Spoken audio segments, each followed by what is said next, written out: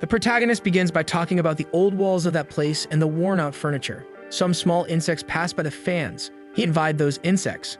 He kills one and licks it, saying it's somewhat bitter. However, he spent his entire life in that basement. While writing, he says that when he manages to get out of this suffocating place, he will use these reflections he's writing now. Normally in letters like this, people start by writing their name. However, he has never been called by the name he has, so he doesn't know what it is, but he is sure he must have one given by his mother. He was separated from her right after birth. However, he has this photo in his room of his mother holding him. Looking at her smile, he says he is sure she must have loved him. She is dead, that's what a guy with glasses says next to him. When the guy goes to repeat himself, he turns asking what he means by that. The guy with a sack-like chin says she died shortly after he was born, jumping off a bridge. The man keeps laughing while the protagonist does not react. This guy is actually his father, the cursed bastard who trapped him in this place. The man's plan is to never let him escape. The place is composed of several corridors and many doors, and all the keys to that place are at his waist. The father tells him not to worry, that he will never see the outside. He asks if he doesn't remember why his mother jumped off the bridge. The boy does not respond, and the man takes a cookie and moves it towards his face, saying she was scared.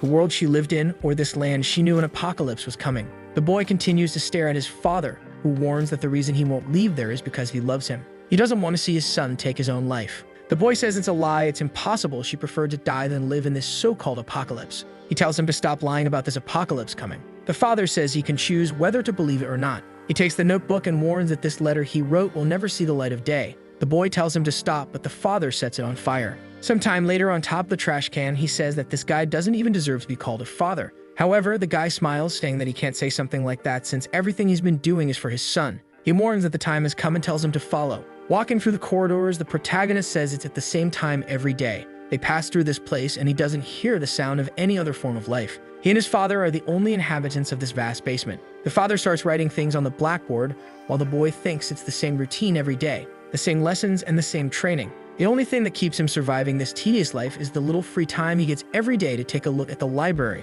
Among the numerous books there, the ones he likes the most are those that have descriptions of the world outside. He wonders what this sunlight that all the books talk about is like. At least he believes it must be warmer than the light in that basement. He looks back and sees a field. With this, he imagines himself running in it, saying he wants to experience a peaceful day in life and see a beautiful scenery. He wants to be able to talk to other people and maybe even be friends with them. But the most important thing now is to escape from this place and give his father a good kick. The father closes the book and says he has already told him that he can only read it during his free time. Watching him, he says it looks like his son was reading a book about the surface and says he continues to be pathetic. Wanting to know if he still has some kind of connection to the outside world, the father reminds him that you will never leave this place. When the apocalypse comes, the world will be covered in blood and screams. Only ashes will remain, and this place is the only way to survive. The protagonist says that his father is lying again. He always says that an apocalypse is coming, and it's because of this absurd reason that he has been trapped there his whole life. He wants to escape from this place, no matter the cost. However, the time has not come yet. He has to wait for the perfect moment, the time when his father lets his guard down and becomes defenseless. Sometime later, in one of the other rooms, the protagonist is doing push-ups, struggling. The father says it's ridiculous. He's tired just because of this, and he wouldn't survive the apocalypse like this, saying it's ridiculous that he only did 10 with that small weight on his back. The protagonist's arm loses strength, and he falls to the ground. The father approaches and offers his hand to help. He stays silent for a second, confused. Awkwardly, he asks his father why he is being helped. However, as soon as he takes his hand, the father pulls him and says he never said he would help. He sweeps his legs, making the boy roll and hit his back against the glass. The father explains once again that anyone who reaches out a hand to help cannot be trusted. In the apocalypse, humans are the most dangerous things, and that's why he's been training him and teaching him combat techniques. It will be inevitable that he encounters other humans, and when that happens, he must be strong enough to win with clean hands. However, he realizes that his son has fainted and turns away, saying the day is over. But at that moment, the protagonist finds a chance. His father was careless. He got up and grabbed a shard of glass. That was the moment he had always been looking for. His father's guard was down, and he prepared and lunged towards him. He was going to finish him off now in this careless state, obtain the key, and escape from this place. The boy approached and smiled, saying the plan worked. It was just that piece of glass touching his father, and he was about to reach it. However, there was a flaw in his plan. The father remained still, and he knew that man was not someone who would let his guard down like that. At the moment the shard was about to touch him, the father suddenly turned around. The protagonist was startled, and his father's entire body had already turned. Even so, he didn't hesitate and went for the attack, but the father easily dodged. The plan had failed. The father spun around and kicked him in the face. With that, the protagonist blacked out. Sometime later, he woke up in his room. Before he could say anything, the father said he finally woke up and noted that it was a great attempt. That attack had been very good. However, he had already warned him that he shouldn't be using any weapons, or the training meant nothing. And the penalty for trying to use that would be double training for now. He closed the room door and told him to rest because tomorrow would be a very tough day. With that, the father left. And the protagonist says there is something his father doesn't know. As soon as he turns off the light, the electricity in the room is cut for a few seconds. At that moment, if he focuses his hearing, he can hear things he had never heard before, things that are extremely distant. The sound of things spinning, the sound of birds singing, even a bustling city. Because of this, he discovered two truths. The father says it's time to sleep, but in reality, it's daytime outside. And the other truth is that the world is completely peaceful. The father traps him there because of the so-called apocalypse, but he will break free from it, no matter what happens, and thus find his mother. Every time he asks his father about her, he says she is dead. However, he already knows that his father always lies. This means that in reality, she is alive. He lies down, saying that one day he will escape from there and find her, no matter what happens. The father was walking through the corridors, laughing like a madman alone, until suddenly he received a call. His expression changed and he answered, saying that he had told them not to call unless it was an emergency. While the protagonist slept, he heard something. The call seemed to be serious and he said that it was fine, he would let him live. With that, the phone fell to the ground and the father knelt down crying. After a while, he started laughing while the protagonist was waking up. The father seemed out of his mind, laughing like a lunatic in the corner of the room. The protagonist felt that something was wrong and asked what it was. That was when he noticed he was tied to a chair. He asked what his father was doing and told him to untie him. However, he soon realized that his father didn't seem to be listening. He knew he would have to free himself from those ropes slowly. He started rubbing them together, applying pressure, and they began to break. He was confident until his father appeared in front of him and told him to stop that. The protagonist felt something strange, swallowed hard, and asked his father when they were going to start the supposed training that would be twice as hard. The father only said that plans had changed, and they wouldn't be doing any of that today. In fact, they wouldn't be doing anything anymore, and the boy would just stay in that chair. The protagonist asked what he was talking about, reminding him that he said he was being trained for the apocalypse. The father said the training was over. Now the boy had no idea why his father had changed so much, and the worst part was that he couldn't fight back if he was tied up. He started to wonder if he would really be unable to see his mother. Angrily, he resumed forcing the ropes, and the father asked what he thought he was doing. He ignored him and continued applying pressure, and the ropes began to break. The father approached, almost slack-jawed, and started laughing in his face, seeming to have transformed. Suddenly, he felt something hit him in the face. The chair fell, and the father lifted him up again, warning him not to move. The protagonist hesitated for a second, and then began to move again, taking another blow to the chest and falling to the ground. Despite having nothing to do, he kept forcing the ropes to try to free himself. The protagonist kept insisting. At that time, he didn't know what was happening to him. Maybe it would have made more sense to just agree with his father and look for another opportunity to escape. However, at that moment, there was something he didn't want to lose, even if it cost him his life: the resentment he had for his father for being trapped there. Sometime later, he broke free from the chains. Seeing that he was free made him excited. He wanted to see the look of disappointment on his father's face for not obeying. However, as soon as he turned, his father was coming again. He imagined his father would have a look of rage, but as he got closer, he noticed something was different. What he saw in front of him were tears that his father had always been holding back. It was then that he realized that this man had always been extremely sad. This made him wonder why this damned man had such an expression at that moment. With that, he was struck and lost consciousness, with his father saying he hoped he understood. The lessons were always the same. His father talked about the rules for surviving the apocalypse, and the most important one was never to leave the basement. There would be no safer place in the world than that. Defense mechanisms that would be maintained for 126 years, resources, and supplies enough for anyone to stay alive. That place had everything prepared, and leaving it was asking to die. The father warned that the end would come without any warning, so he was not to leave. The protagonist woke up face down on the floor. When he regained consciousness, his father had disappeared and left him behind. That had never happened before. The only time he didn't see his father was when he slept. However, remembering his father's crying expression, he knew something was happening. He had become accustomed to the repetitive days in that place, but that day was different from all the others in his life. He instinctively knew that something was about to begin. As if his intuition could be heard, the doors to all the rooms opened at that moment. The boy didn't hesitate for a second. As soon as the doors opened, he saw an opportunity for the first time in his life. He went through the doors and started advancing through the corridors. In a certain area, he knew that if his father were there, he would have been stopped. But this confirmed that his father was not there. All the barriers were deactivated, so he ran until he found the staircase. He knew that was what he had been looking for and started to escape, hoping that the light beyond that hatch would be sunlight. As soon as he pushed the hatch aside, he was blinded by something. He climbed out of the hole and slowly stood up. He tried to open his eyes and found himself in the middle of a bustling city. The place was lively and all the people seemed to be living their everyday lives. The protagonist told himself that he had finally managed to escape from there. He stood still, and a bald man asked what he was doing in the middle of the street. He turned around excitedly, saying he had finally found a person. The man was confused by this crazy boy. But then the protagonist stopped to think that it was not the time to focus on that. It was too early to let his guard down, and his father might realize he had escaped. He started running, saying he should distance himself as much as possible from that basement. As he ran, he smiled, thinking that the moment he had been dreaming of had finally arrived. For the first time, he was free. Not long ago, escaping seemed impossible, so he never imagined that the doors would simply open. But then he stopped running and asked himself, why did the doors open? It was impossible for it to be a system malfunction. His father was extremely meticulous and would never make such a mistake. That's when he wondered, what if the opening of the door was intentional? He shook his head, saying no, something like that was impossible, especially since his father was the one who made the rule never to leave that place. He looked around, saw people talking, school children laughing, and a little boy going to get a balloon. He saw the excited boy and his smiling family. The children were running and he felt happy, thinking that it was all right. The boy bumped into someone and the balloon rose. While the protagonist thought that in the end everything his father said was a lie, he realized how peaceful it was outside. This was how life outside the basement was. Everyone there was living a calm life, just as he had hoped. The balloon floated towards the sun. While he thought that an approaching apocalypse made no sense, people were calm. Then everyone felt something strange, and he remembered that his father always said that the end would come without any warning. Suddenly, all the birds in the city began to flee. People looked up confused. The entire city was under a shadow, and behind the balloon, another planet was visible. It covered the sun while everyone looked up confused.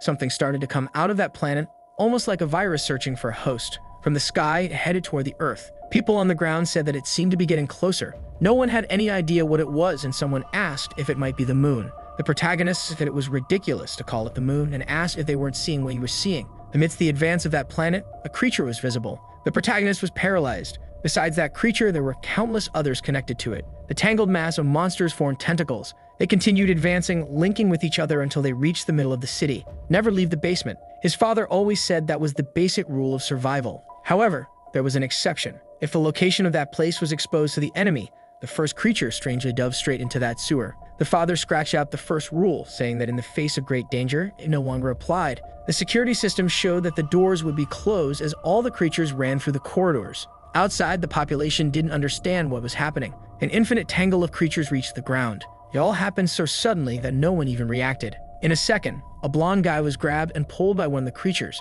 Before he could react, he found himself face to face with the monster's mouth. People just watched as the guy's remains fell in front of everyone. With that, they started screaming and everyone tried to flee. A boy was walking by with headphones on while everyone passed by. He seemed confused and noticed something above him and was immediately crushed. A muscular creature started hurling rocks at everyone, and another with a clawed arm jumped into the crowd, slashing 3 people in one stroke. In that place, no one could escape any of the creatures. The protagonist stood there, not knowing what was happening. People talked about calling the police, but he couldn't react. Then he remembered his father always said that when the apocalypse came, the world would be bathed in blood and the only thing left would be a heap of ashes. The protagonist looked up and saw a creature 3 times taller than a building staring at everyone. The city screamed as one of its steps destroyed half the city. With that, the apocalypse began. The planet in the sky continued to rain creatures upon the earth. Lying on the ground, the protagonist realized that his father had always been right. Then he remembered his father saying that his mother was dead and wondered if he was right about that too. The citizens continued trying to flee from the creatures,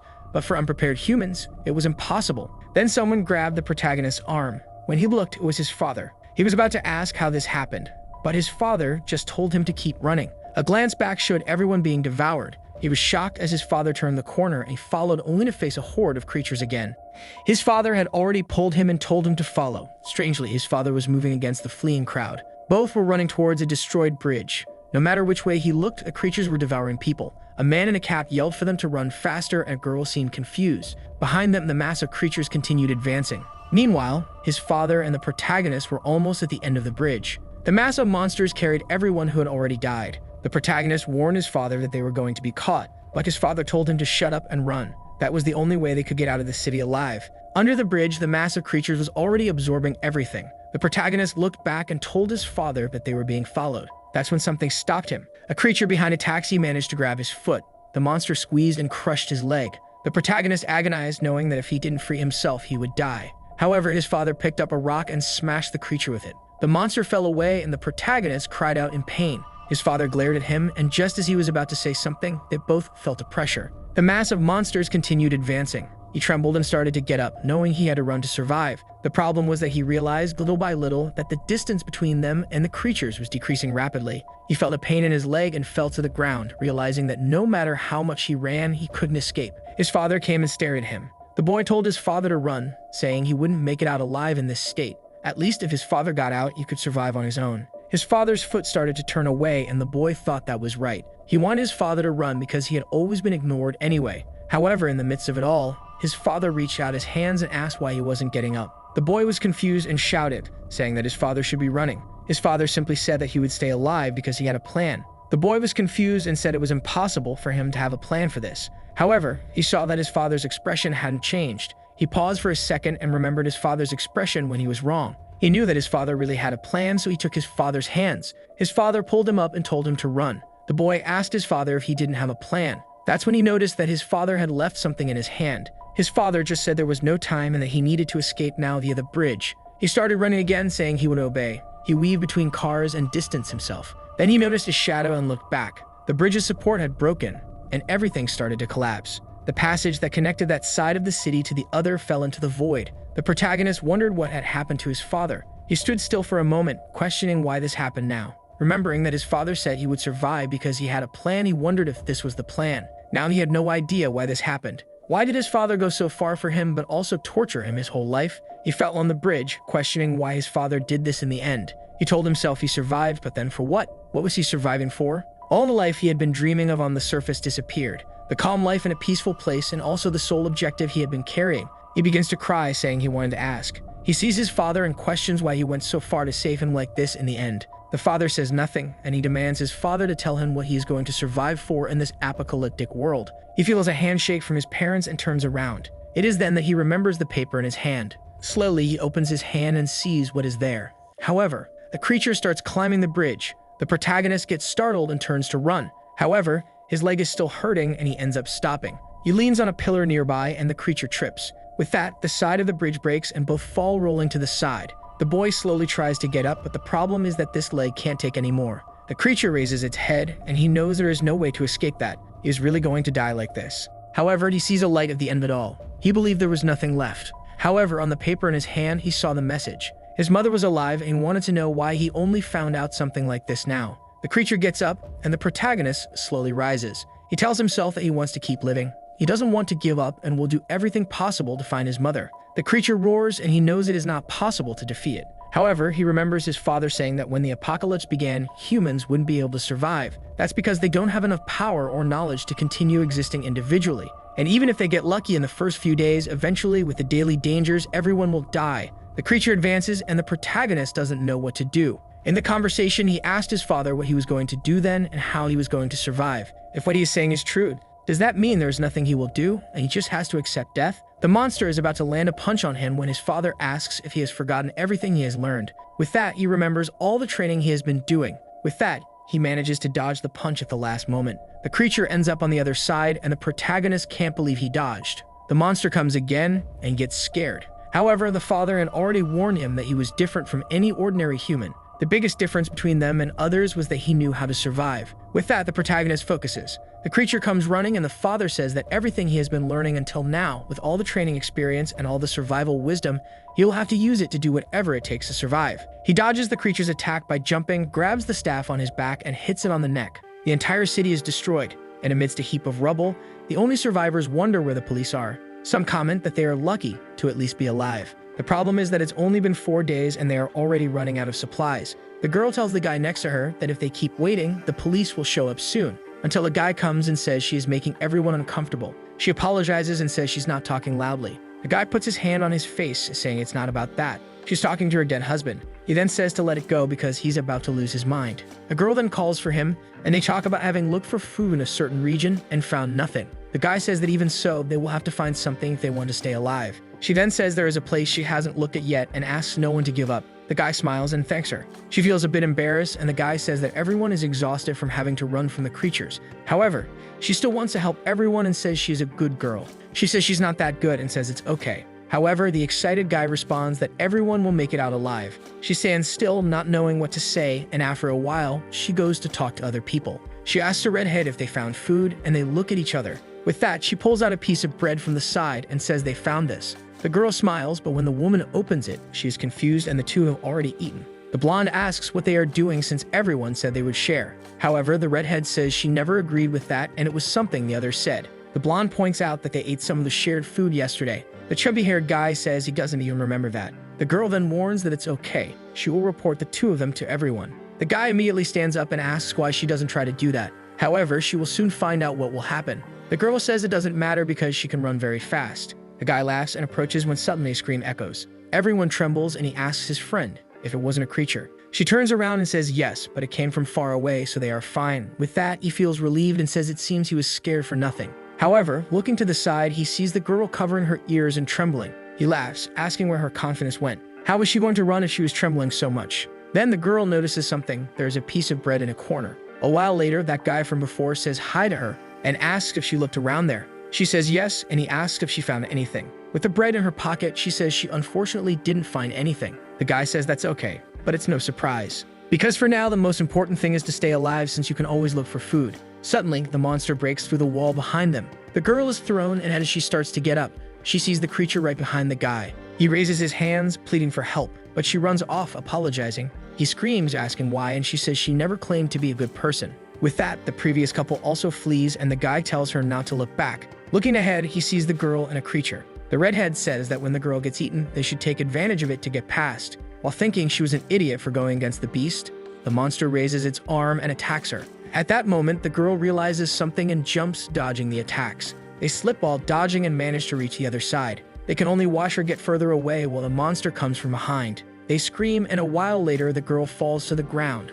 wondering if she's finally safe. That's when she notices something beside her. The protagonist is there, standing and sleeping. She slaps him and he falls to the ground, continuing to snore. At that moment, she notices that he is alive, but on the other side of the pillar, a creature is approaching. She wonders if the beast heard them as the creature slowly passes by. She realizes the protagonist is exposed and pulls him by his shirt. The monster passes while he is still asleep. Once the monster is gone, she relaxes, finally having survived. Then she notices he is looking at her. She jumps back and he leaps to the other side, asking who she is and what she was trying to do. The girl is a bit confused, and the protagonist remembers that his father told him never to trust anyone. The only way to survive was by keeping others at a distance. The girl explains that she only hit him so the monster wouldn't see him. However, he keeps remembering his father saying not to trust anyone or he will be used and killed. Now he knows that if his father was right, he won't survive by getting close to people. He then asks how he could believe her. At that moment, his stomach growls and he collapses from hunger. The last time he ate was 5 days ago in the basement. He is already at his limit, and even with long breaks, he now has no energy left. The girl says she doesn't have anything to eat. He is confused and asks what she is talking about since he didn't even ask. She says he just looked hungry, so she assumed. However, when she goes to apologize, the bread falls out of her pocket. As soon as he sees it, he asks what it is. She is unsure how to respond, and the protagonist has no idea what that item is. Strangely, his hunger seems to intensify when he looks at it. He asks if it's food, and she says no. He then remarks that he must have been wrong, and she retorts that it's ridiculous to think it's food. The girl thinks she has found the biggest idiot of all, who can't even recognize food. Unfortunately for her, the protagonist doesn't trust humans. She is puzzled, and he says he will never be fooled by a human's lies. She realizes she's dealing with an even bigger fool than she thought. The protagonist is sure from her reaction that it's food and that he needs it. If she doesn't want to cooperate, you will have to use force. However, she offers him a piece, saying she won't give more than half. The protagonist is confused, wondering why she's sharing that reduces her chances of survival. She says he will have to repay her 4 times over. The boy realizes that these were her motives. Humans are indeed treacherous creatures. He stands up and she asks where he is going. He says now that he's eaten, he's moving on human. She runs after him, asking where he thinks he's going in such a world, and says she knows the place well because she grew up there. The protagonist turns and asks if she really knows the place. She says yes, so he asks if she knows where the subway is. Later, hiding in the city, she wonders why she's following this idiot. If she had known he was like this, she wouldn't have shared the bread with him. However, she remembers asking why he wanted to go to the subway. He said it was safe there, and she questioned why. He said it had a concentration of resources they would need to survive, and most importantly, it was hard for the monsters to detect humans underground. The girl thinks he's strange but talks as if he knows something, not to mention that this crazy person didn't even know what bread was. Then she realizes they've arrived but says she was sure it was around here. The protagonist tells her to stop lying as he knows subways are underground. She then says this isn't the subway but the entrance to the place. At that moment, an old man approaches and tells her to be quiet. He says he came because he heard something but didn't expect to find people. The protagonist asks who the man is. The man responds that his words are a bit rude and leaves introductions for later, telling them to follow him. The blonde asks where, and he asks if it isn't what they are looking for. After walking through some rubble, he says they've arrived. The protagonist sees the subway and it's busy. The blonde says there are many people there, and she didn't expect everyone to have had the same idea. The man comments that he can't forget that moment. When the creatures were everywhere, he started running and happened to find this place by luck. He says he walked on the surface a few times in search of medicine, but the two of them are the first people he's encountered. The protagonist observes everyone. His plan was to establish a base there, but there are far more people than he expected. He can see all kinds of people there. Those who are lost and trapped in despair, those who show their cruel side, and the strangest of all, one who stands still without any apparent intention. He knows that the more humans there are, the more risk factors exist. However, none of the people he observed in the subway seem to pose a danger. He can instinctively recognize who is dangerous, just like the monsters on the surface and his father. But none of the people here give him any sense of danger. Maybe he should stay there for a while since no one can hurt him. The bully clears his throat and introduces himself. His name is Kwon Byung, and he is a doctor. He was looking for medication, and that's how he found them. He waits for them to introduce themselves, but the protagonist says nothing. The girl then says she will introduce herself and says her name is Haru. The man says that from her uniform, she seems to be from the elementary school called Virtual. She says yes and asks if he knew it. The old man says he did because the hospital was near the mall next to it. Haru seems confused about not remembering a hospital there. He asks the same of the protagonist, but noticing his clothes says he spoke something stupid and asks for his name. The protagonist stops to think and says he has no name. The old man is confused, and the protagonist says he was never given a name. The old man becomes pensive and says that when he feels more comfortable, he can share it. At that moment, a redhead comes and calling for him, saying things are getting worse. They approach a guy with some bandages on the floor. Trembling, he calls for the doctor, who looks at the wound and says it's worse than he imagined. He stopped the bleeding last time, but it wasn't enough. He tells the guy that if he doesn't undergo surgery, he has a high chance of dying from an infection. He opens his coat full of items and says they will have to disinfect it. The protagonist watches. He remembers reading once about doctors and something his father doesn't even know he knows. The job of treating humans for a price. However, money is useless in this apocalypse. So he asks the old man what he will receive for this treatment. Everyone looks back and the man seems a bit confused. The doctor then asks why he would have to receive anything. He is a doctor, and his job is to take care of those who are injured. He tells the guy not to worry as he rarely fails his surgery. The man hugs him, grateful for the help. The protagonist can't understand why the guy is helping without expecting anything in return. He wonders if the doctor is stupid or if this behavior is normal for humans. The doctor tells him to be careful as his wound is getting worse. The man thanks him, but then he notices something. The guy is actually a veterinarian. The doctor starts the procedure while the man is still in shock. The boy asks him to make a knot, but the doctor says it's not possible as things could worsen if the man moves during the surgery. The man screams that he is a veterinarian and asks if he really knows how to perform surgery on a human. The old man, smiling, says yes because humans are also animals. The man starts shouting, saying he doesn't want this surgery anymore. The doctor then asks for some anesthetics, but the red-haired girl says they don't have any. He says he found one, grabs a block, and hits the guy on the head. With that, the protagonist is certain that humans are dangerous.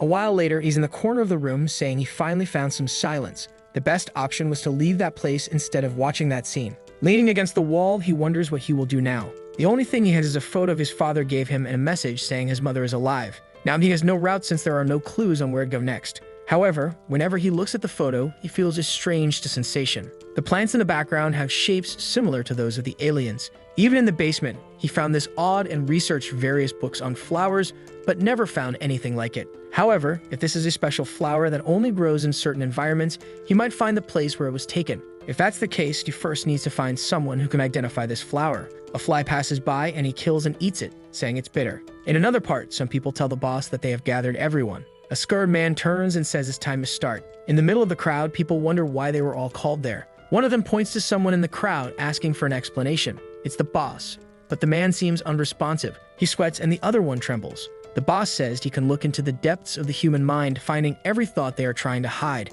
And that man's eyes show fear. He hides it, trying to look tough on the outside. The man screams for him not to come closer, but the boss punches him in the stomach, saying fear always reveals itself. The people are scared, and he approaches, grabbing the man by the collar. Seeing his desperate face, he says that's what he wanted, telling him to show more of the true form hidden in his soul. After a while, the man asks him to stop. Then a girl approaches and informs the boss that there are people who are not there. He asks who. She says it's an old man, a boy, a little girl, and another who is injured. The boss says he ordered everyone to be gathered and asks what happened. She explains that it's the Mohawk guy's zone and he never listens to anyone. The boss says he doesn't like being controlled, but will go there to resolve it. As he leaves, she asks what they should do with the guy on the ground. He tells them to tie him up and throw him outside. The people ask for help, but no one seems to respond. The protagonist wakes up, wondering when he fell asleep. He had been on guard against the monsters, unable to rest. However, he notices something. He has no idea where he is. He feels a pain in his head, and when he steps on the ground, his foot seems to sink. He wonders if he is being swallowed by something, or worse, if he is already in his stomach. Something pulls him, and suddenly he wakes up, realizing it was a dream, but it felt too real. He is confused, seeing a crowd in front of him, and asks who they are. The boss says he has 2 minutes to appear at the central station, or he will be expelled from that place. His friends comment that he should go, or he'll be in trouble. The protagonist gets up. The boss looks disappointed. He was curious to see who had the courage to hide, but it seemed foolish. The protagonist stretches his neck and asks how. One of the guys is confused and asks who this lunatic is, but the boss says this is how it's fun and orders the protagonist to look at him because he wants to see his true form, to see what's hidden behind that look. However, he doesn't seem to see anything and is confused. The guy asks the boss what's wrong and tells the protagonist to make the most of the 2 minutes. However, the boy just questions these 2 minutes and says that actually 2 seconds are enough to finish everyone there. The guy falls to his knees, laughing, saying this kid is funny, pulls out a blade, and asks if those are his last words. The boss places his hand on the man's shoulder, and at that moment, the protagonist notices that the photo is not in his pocket. The man asks if he's looking for this. The protagonist warns that if there's a scratch on the photo, he will die. The man is startled, and the boss pulls it from his hand, warning that if the boy takes another step, he will tear it in half. Later, the protagonist is being kicked. The man asks where his confidence went. The protagonist is hating himself for letting the most important thing disappear while he slept. It seems humans are indeed more dangerous than he imagined. The man asks the boss if the boy will be expelled. The boss responds no. When he looked into the boy's eyes, he was different from the rest. His soul was so deep he couldn't see anything. He warns that they will keep an eye on the boy and always keep that photo under supervision. However, he tells his henchmen never to forget to always keep it in hand. Confused, the man asks the boss if they really have to do all this because of this kid. The boss just says it's an order, and the man says he understands. Thinking back to the moment the boy stood up, he was somewhat scared, but now it doesn't matter. He turns to the boy and asks where his smile is. At that moment, Haru appears. She asks what they are doing, and the boss says they found another one. Embarrassed, she asks if they were looking for her. The boss just tells her to go to the central station. As he leaves, a man says he hopes to see the protagonist again and will take good care of the photo. Everyone leaves and Haru approaches the boy. She asks if he's okay, but he slaps her hand away. She asks why he did that and says she was just trying to help. He tells her he doesn't want help and orders the human to get out of his way. She says her name isn't human, it's Haru, and tells him to get it right. He just walks past and asks if he needs to remember something so insignificant. Later, they are side by side with Huang, who asks if there was any problem. Haru says no, it's just that she tried to talk to someone who doesn't even know how to communicate. The protagonist thinks he would never hold a human's hand. He remembers clearly that his father warned him that when someone extends their hand, you can never trust it. Humans are enemies. He knows that the man has the photo and it would be easy to snatch it from his hand by force. Even if he tore it in half, it would still be easy to take it back together. It's just that he doesn't want to ruin it. It's the only item he has from that basement. The boss then says that everyone has arrived, so it's time to start. He announces that the options are to follow him or not. Those who follow him don't need to worry about being expelled like the man who is tied up. He explains that the man caused chaos in the subway, which is the only safe place they have, and that's why he was expelled. He won't force anyone to follow him, but those who do must understand that his word is absolute. At this, several people start to look at each other and walk towards him. The old man notices that many people are abandoning him, even the couple he helps. He knew that those with more strength always dominate the weak, especially in a world where the law has become obsolete. Clearly, the guy isn't going to force anyone, but seeing that other person expelled makes everything clear. Choosing the side of the boss is the best choice for living longer. However, the old man smiles, saying that he has lived a long time, so being unpredictable once in a while isn't such a bad thing. He knows that on the boss's side, he might not even be able to help patients when they really need it. So he will stay here, even if he is alone. But the little girl is beside him. He asks if she is really going to stay with him, warning that it's better for her to go to the other side than stay with just the two of them. But the girl points out that they aren't alone there. There is the protagonist, the hooded guy, and a poor girl sleeping. Soon they will be captured and tortured. Another black-haired girl says they will probably just starve to death or become monster food. She starts screaming in desperation while the old man watches. Then, another little girl bumps into him. A man tells her to be careful and apologizes to the old man. He says it's okay and tells her to listen to her father more. But the girl says something he doesn't understand, and when he gets closer, she headbutts him, saying that man isn't her father and he is somewhere else looking for her. The man with glasses explains that she really isn't his child. He just found her while he was running away, and until he finds her parents, he's acting as her guardian. The protagonist tries to pass through the door and the guards tell him he can't. The boss ordered that anyone who enters that room will be punished, but the only thing he wants to know is where that bastard with the photo is. The people gathered to divide the food and said those on the other side could only take what was distributed. The girl who was sleeping complained, saying it was too little and the others had received more. The guy said it would be like that from now on because they just stay in that room doing nothing. However, the smell of the food reached a man lying down. He woke up and said that smell was very good. When they finished distributing, they asked about a certain person. The guy asked who, and they mentioned the boss's right-hand man, someone who seems very dangerous. Everyone there calls him the bomb because he doesn't obey the boss and always walks alone. Everyone knows he is the type to kill people with a smile on his face. The man feels cold sweat trickle down as someone runs down the corridor towards him. It's the little girl from before who bumps into him and says he did something wrong. He says it's dangerous for her to run around alone and now his clothes are all dirty. The men serving the rations point and warn that he's coming, already wondering if the next victim is the girl. As he gets closer, the men start spitting bullets. He calls for the man, who asks what's wrong. He says it's nothing serious, just to give some food to that girl. The man is confused and says she already received her share. He then says to give her his portion. Taking his food, he hands it to her. The man is perplexed. Why did he give his food to the girl? Is this some kind of unknown psychological torture? Just then, the bespectacled man comes running, pulls the girl behind him, and tells her to stay there. He asks what the problem is, and the mohawked man asks what their problem is. The man with glasses grabs the little girl and runs off. As she looks back, she sees the blonde man smiling back at her. The people in the room continue to be watched, and the girls comment that it seems more and more people are keeping an eye on them. The protagonist, on the other hand, is wondering if he should just leave and look for that guy. He looks at Haru, remembers the slap, and frowns. The woman seems to notice something, and at night, when everyone is sleeping, the same woman from before gets up and sees the protagonist in the corner. She goes to touch him, and he grabs her arm, asking what she was planning to do. The woman is scared by the boy's strength and says she just wanted to talk. The protagonist seems not to believe her, and she says she came because he doesn't seem to talk to anyone. He stares at her and says it's his problem if he doesn't talk to anyone. The woman is confused, and he slaps her hand away, telling her to stay away. She sits down and after a while asks why he is always distant from everyone. Maybe he's just a very shy boy. He says she's talking nonsense, it's just that he doesn't want to be close to enemies. She questions this and he says every human is always an enemy he can't trust. The woman explains that she doesn't plan to hurt him, but he says he doesn't believe her because she could be lying. She then says that's fine, she just wanted him to reconcile with a girl named Haru. He asks if she's talking about the yellow-haired human and says he never fought with her.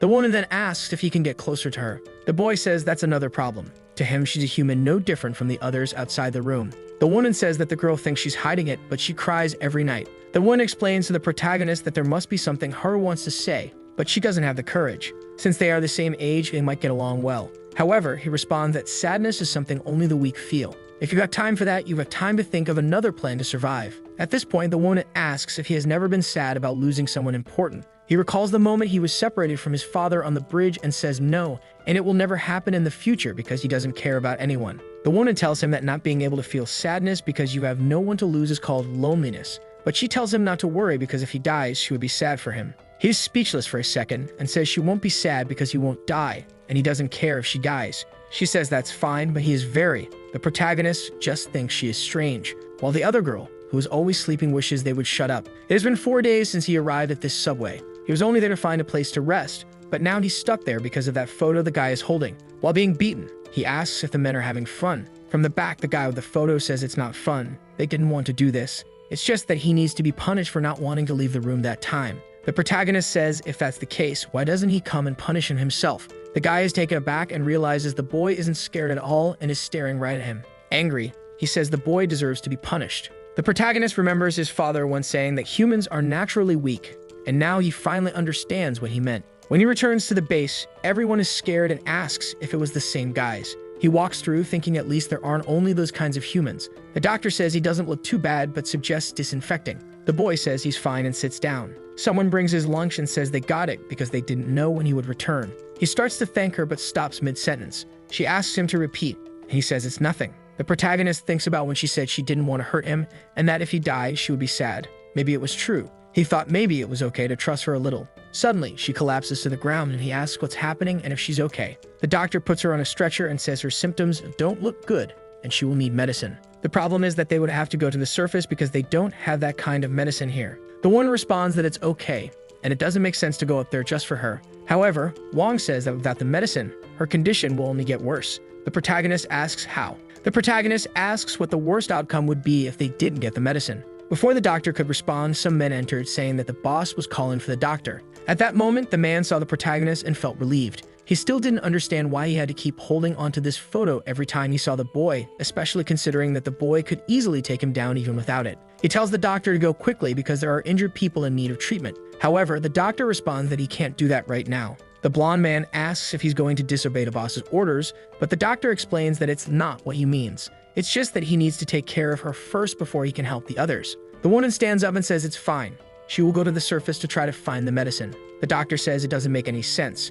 She won't survive in her current state. The blonde man says he understands the situation and that the doctor should have explained it earlier. With that, he punches her in the stomach, saying that help has arrived. Everyone is shocked, even the protagonist, who is left speechless. Her body falls to the ground and the doctor approaches as everyone sees her bleeding. The protagonist can't take his eyes off her. He can feel her legs slipping away little by little. He wonders why humans die so easily until he feels something on his leg. Looking down, she asks why he looks so serious. The boy can't say anything, and she reminds him that he said he wouldn't care. With that, her life fades away without him saying a word. Her hand falls to the ground, and everyone falls silent. The blonde man curses, saying his hand got dirty. Wong asks how it's possible that his expression didn't change after killing someone like that, and he remarks that apparently the monsters aren't only on the surface. The blonde man simply replies that he saved the old man because if he followed her to the surface, both would have died. The people around him are angry, and he says they should be grateful for that. But then he looks to the side. The protagonist is standing still and he asks what's wrong. Is he scared? Where did all that courage go? But at that moment, the protagonist realizes the photo isn't in his hand. The man looks back and says it seems he dropped it when he grabbed the knife. The boy prepares himself, and as the blonde man turns to ask what he's going to do, he sees the boy's stance and asks if he's really going to try. Instinctively, he blinks. In that instant, the protagonist finds his opening. The man is about to ask if he's going to do something when the boy is already in his face saying yes. From the guy's perspective, nothing made sense. He saw the boy, and in the moment he blinked and opened his eyes, he had been struck and the knife had fallen. The two men beside him hadn't reacted and his body was still in the air. The protagonist grabbed him by the collar and struck him again, sending him spinning across the room. Before he hit the wall, the protagonist advanced again. As soon as the man's head touched the wall, the boy grabbed him by the collar and the knife fell into his hand. Now everyone understood what had happened and the boy already had the man immobilized. He stared at the guy who hadn't reacted for even an instant. This made him angry, seeing how weak this guy was. When he attacked, the man couldn't react, not even when the punch was about to hit him. If he had known this guy was so weak, he would have just taken the photo from his hand right away. If he had done that, there wouldn't be blood on his leg. At that moment, he saw his father telling him to finish it quickly. He should have no pity for any enemy. The protagonist felt something strange until someone told him to stop. He turned and Wong said that if he did that, there was no turning back. However, the protagonist simply asked if he was worried about that human's life. The old man said no. He was talking about the boy's life and told him to ask himself if he really needed to go that far as to kill him. The protagonist remembered a time when he asked his father if he really had to kill. If he just hit people enough, they would forget to attack him. His father laughed and said he wouldn't survive thinking that way and asked if he was afraid to kill a human. The boy told him to stop with that because he would never become like his father. Even if the apocalypse came as his father always said, he would live the way he wanted. He wouldn't go around killing people just because he didn't like them. Then he remembered when the man killed the woman and the expression on his face. With that, he dropped the weapon. The doctor said he made the right choice, but the boy replied that it wasn't because of the options. It was because he knew that if he killed this guy, he would become like him. He thought to himself that there was no reason to kill that man, and why should he care if that woman lived or not? Even if she were alive, she wouldn't help him find his mother. So it didn't matter. What he didn't see was that another man was coming to hit him on the back of the head. Confident it would be easy because he didn't have a knife, the man went to strike.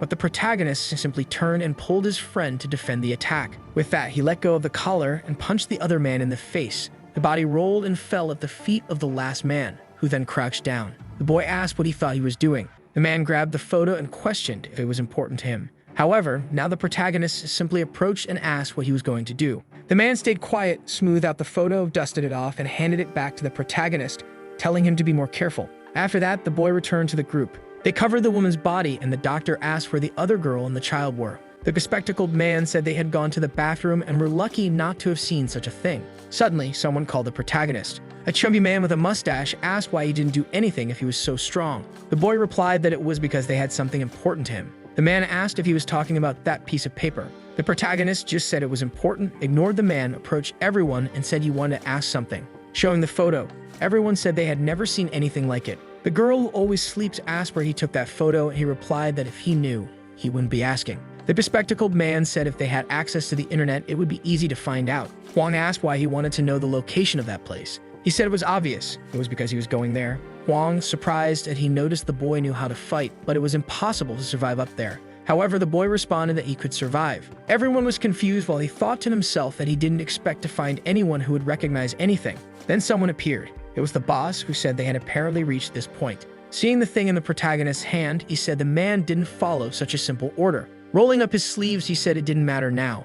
They would have to resolve this in a more intuitive way. Meanwhile, on the surface, a creature was walking and decided to start digging the ground leading directly to the station. In another part, people had improvised something to make a fire. Haru was nearby, just observing until the little girl came out of the bathroom and said everyone there was ridiculous for not flushing. Haru said it was inevitable since the flush didn't work. The man from before approached and said it was better for them to return soon. Haru seemed angry, but the man said he was only doing it to survive too. From a distance, away from the fire, the man asked if they were going to fight. Then something fell into their pot. They went to check, asking what was happening. That's when more rocks started falling. He looked up and saw the ceiling opening. At the same time, the creature was already in his face. Meanwhile, the protagonist was face to face with the boss. He looked to the side and saw the henchmen all collapse. That confirmed his intuition. In the underworld, he also knew some people like this. Monstrous people who completely defied normality even though there were actual monsters above ground now. The blonde guy warned the boss to be careful, saying the kid was stronger than he looked, but he took an elbow to the face. The boss said he didn't like being called incompetent. What he wanted to deal with was that boy. He approached, saying the boy had a very rebellious eye, and now he would find out who was in charge here. Maybe now he could see whatever was inside the boy's soul. He wanted to see the true form. He found himself in front of a wall and opened it with his hands, but all he saw was darkness. That's when he realized he was wrong. It wasn't he who was looking at the boy, but the opposite. Seeing himself about to be devoured, the boss screamed and fell back. The others asked what happened to him, and the protagonist just stood there, staring at everyone. The boss was certain he had almost been killed. The people in the room couldn't understand, and the girl behind the boss was questioning why he was acting that way in front of a child. Then they heard a scream. A man appeared at the door, asking for help, saying he couldn't see. They saw he was covered in blood and asked what happened. The man said he had had a strange headache for a while, and now something was coming out of his head. One of them asked if that was a monster. The man said there was something in his head that didn't want to come out. Suddenly, he twisted and then stood up again. The people stood frozen, watching. Something came out of his eye and shot across the room. The boss immediately yelled that it was a monster and punched him in the face, throwing him to the other side. The man was about to get up when the boss grabbed a tool and cut the creature. It fell next to the body and he finished it off. The people relaxed, saying that now it had stopped moving, the boss had killed it. The boss was wondering where that monster had come from. The people relaxed, saying they thought they were going to die just now. But something was wrong. They were celebrating being saved by the boss, but the protagonist noticed something. His expression changed and the boss turned around. At that moment, a creature appeared, and the door was slammed shut. No one could move, and the monster rose up. Perhaps it was because they had spent too much time underground. Everyone there had already forgotten, or rather they were trying to forget, the terrible memories of what they would have to face. At that moment, people dropped their bats, turned around, and started running desperately. However, the boss asked how long they would keep running and if they would repeat this forever. Pointing his axe, he said that this was only one monster and it was different from before. Together, they could defeat it. Maybe it was because they had just seen one of the monsters get killed, or maybe the boss's words had motivated them. Everyone started to feel confident, saying that maybe they really could do it. After all, if they left this place, they would have nowhere to run. They picked up their bats again and said they were going to kill that monster. The people were still hesitant, but the monsters were no longer a reason for fear. For the first time since the monsters appeared, they felt something different. A girl looked to the side and asked the boss for an order. They felt hope, but the boss was killed by the creature from behind. His body was lifted and everyone was confused because they had cut it into 1,000 pieces. The creature dropped his body and a girl in a suit said it was impossible for it to come back to life. Everyone came to the same conclusion and the boss said it was impossible to win against it. With that, the subway wall was destroyed and the monsters advanced. The poor chubby man didn't even react. The girl couldn't do anything as the monster approached, and the blonde man lost an arm. The monster grabbed her and gave a crushing hug. The room was painted red and everyone was fleeing desperately. From the corner, the protagonist was just observing. The people in the room hearing the screams said it was only a matter of time before everyone died. The man with glasses was remembering the girl. However, the doctor grabbed his arm and asked where he was going. He turned around saying his child was there and he had to find her. The doctor said obviously if the monsters were there, she was already dead. The man didn't want to believe that this had happened again, until someone passed by him. He looked to see who it was and saw the protagonist's back. Everyone was impressed and the doctor ran, telling him not to do it. However, the boy just kept moving forward. From the room, everyone watched the red room. The boy just prepared himself. In another place, Haru, the little girl, and the man were hiding. She started crying and Haru told her to stay quiet. Haru thought she didn't have time to care about anyone else. She can there amidst the chaos but would die as soon as they were found. However, the little girl was just holding onto her arm, trembling. Haru looked back and not knowing what to say, just told the girl to stick close. The blonde man, seeing his dead wife, was terrified and asked where they thought they were going. Haru said they had to flee, but he asked where to. Haru replied that she didn't know where, but they couldn't stay there. The man continued, saying there were monsters here and on the surface. Why did she think they could find a way to survive? She responded that even so, she wouldn't wait for death to come. She would do everything possible to survive, no matter what. The man then said that in her eyes he could see she still had a reason to live. But then she looked to the side and saw a monster staring at the three of them. He was shocked and told them to run. However, Haru was paralyzed and her leg was trembling. The man hugged the creature and told them to run, saying he had no reason to live anymore. But when he looked to the side, no one was there. The two girls were already running. He muttered that they could have at least waited for his speech. With that, he started screaming, while on the other side, people were hacking at the creature with axes. The rest of the group was lying on the ground. The girl in the suit attacked the creature, but its wounds regenerated instantly. The monster lifted the man, and she fell against the wall, certain it was impossible to win. But the protagonist walked past her. Everyone was wondering what he was thinking of doing and where he was going. The plant monster was still killing everyone using the boss's body. The girl on the ground wondered if he was really going to face it. Seeing the creature, she knew it was like asking to die since even the boss had no chance.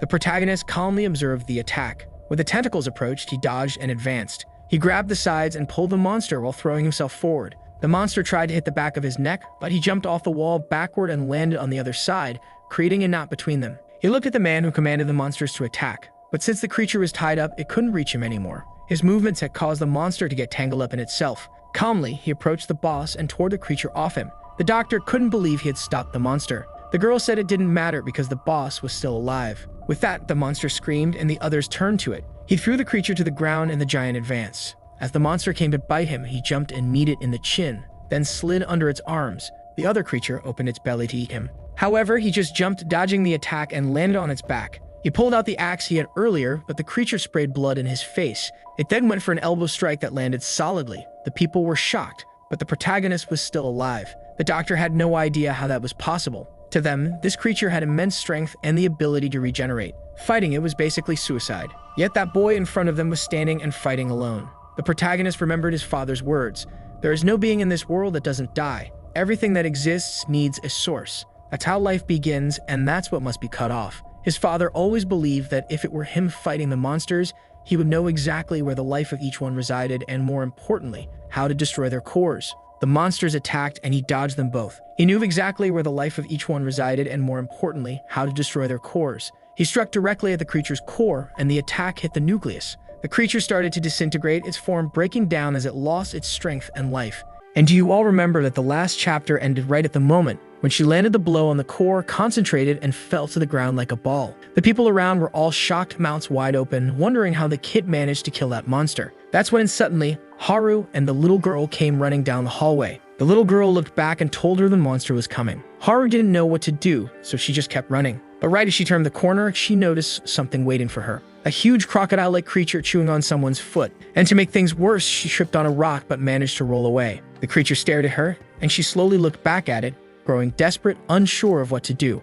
She closed her eyes, and when she opened them again, she was already running away. She suddenly appeared, stumbling to the ground again, confused, and passed by Huang. She slid to a stop and finally realized she was safe. The others were shocked she had survived. At least she didn't seem to have any visible injuries. However, as soon as she relaxed for a second, the guy with glasses asked of something. He wanted to know where the child who had left with her was. It was only then that Haru realized she had let go of the little girl's hand. They heard a scream, and when they looked back, the girl was standing there with the creature on her back, calling out to Haru and asking where she was. The man tried to run to save her, but another creature was already coming from behind. As the monster approached, he rushed forward, while Haru blamed herself for abandoning the girl. When the monster was about to touch the child's head, a guy with a mohawk yelled and struck the creature on the back. Everyone was shocked as he grabbed the little girl and leaped to the side. He stood up and asked where that monster thought it was looking. He taunted it to come closer, saying it was about to lose an eye. But strangely, the creature changed direction. The guy wondered if the beast was scared of him. Someone else was approaching, and Wang said that was probably not the case,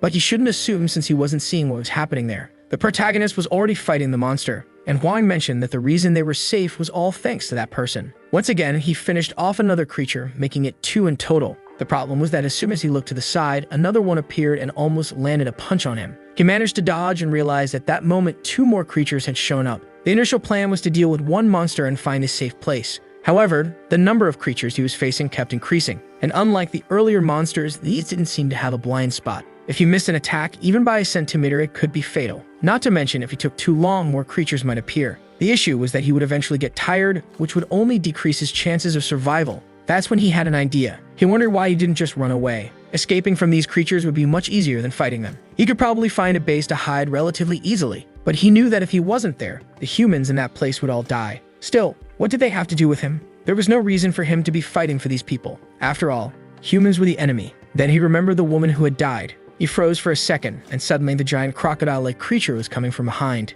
In that moment, he realized he had made a mistake by letting his guard down. The attack hit him squarely on the back, throwing him to the ground. He stood up in agony as the monster approached, and it seemed that even his normally armored body was injured from the blow. The creature continued approaching as he writhed in agony, until someone stepped in front of him. The Mohawk guy stood in his way and told him to relax, saying he'd handle it. He asked if the boy really knew a way to kill the monsters. But before the protagonist could answer, the guy smiled and said he just wanted to know how he could help in the fight. Another person raised a shield. It was the glasses guy who said he helped too. He explained it was because he saw the girl was in danger and decided to risk his life for her. However, the protagonist didn't understand why they were helping him. He kept asking himself why humans were acting this way. He was certain humans were enemies and saw no reason for them to assist him. But the Mohawk guy simply answered, "So everyone can survive." The boy was surprised by this response, and the glasses guy chimed in, saying the Mohawk guy was right. If these monsters killed him, everyone there would die. He stretched out his hands and said that's why it's better for them to work together. The protagonist was taken aback for a second, but then he changed his expression and stepped away from the guy's arm. He didn't want to trust humans at all. However,